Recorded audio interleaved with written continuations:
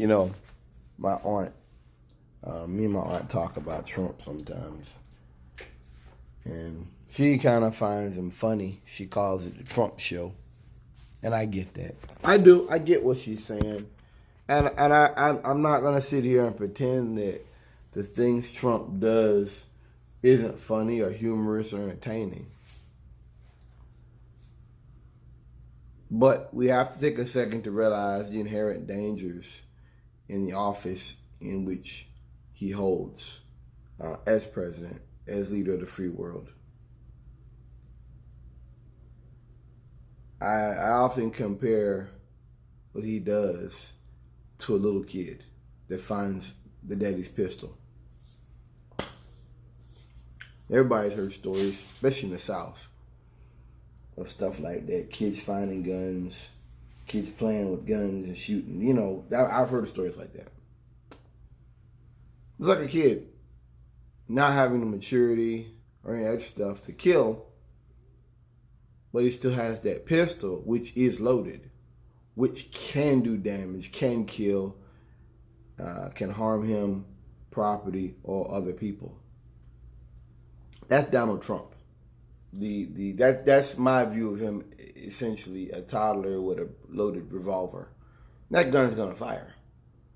That's why I can't laugh at Trump, or I can't make those statements, because the things Trump does, the decisions he's making, and the things he talks about will cost lives. A lot of them. And he knows it. And so I can't sit here even in private and kid about Donald Trump or anybody, or Bolton or Stephen Miller. Because as time goes on, it's like they become more blatant. We find more evidence. That's just terrifying. Trump talks about Obama, but the dude who worked for him, the CNN guy, he got fired when he made racist stuff. Stephen Miller has a record of racist stuff, and he still has a job. A lot of folks being investigated around Trump still have jobs, guys. Understand that. He talks about Obama, but then he doesn't even follow the basic morals Obama did. He doesn't have to. We've seen over the last few days the British pulling away from America, telling them they want new allies. That's good. I've said it before that maybe the one thing Trump does do is to dismantle or destroy NATO. That is a hope of mine, is that the idea of NATO as a military institution be dismantled. I don't think it needs to be used anymore. I understand what it was as sort of a bulwark against Russia, and I get that. But it's what they're doing with NATO now. This is white supremacy SWAT. This is basically a white supremacist SWAT team. That's how I look at NATO. You know what I mean? Wherever we need to put them, we're going to put them. Where will they go? When we put them in the country, they're going to go wherever we want them to go. That's NATO.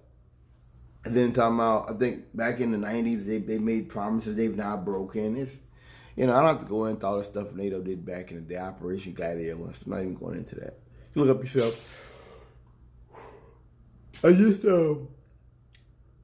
Now I watched Dark Five, and he talks about nuclear war and all that. And I made a video earlier this morning talking about the idea of why we need memorials. I didn't even remember that we have not advanced as a society. Some of us have. We're having discussions. Some of us had a more equal society, a more just society. But for many of us, we're not. For many of them, especially the older people, they're still on this shit. They have not gone anywhere. Not at all. Not at all. Not even a little bit. They're still in the same old nationalistic stuff they were in. For me, it's insane to even begin to have a discussion about nuclear war. I mean, it's hard for me to even understand this kind of. We're even still talking about nuclear war. We're still talking in an advanced society. It's just, I say this all the time. America is a threat to world peace. Period. This country, if aliens came down tomorrow and read out the list of crimes America's done, I would just bow my head. I wouldn't attempt to defend, or I wouldn't try to object. I would just bow my head because it'd be true. These people love war. I'm a part of it. I pay my taxes. I'm a part of it, you know. But anyway, love you guys. Peace.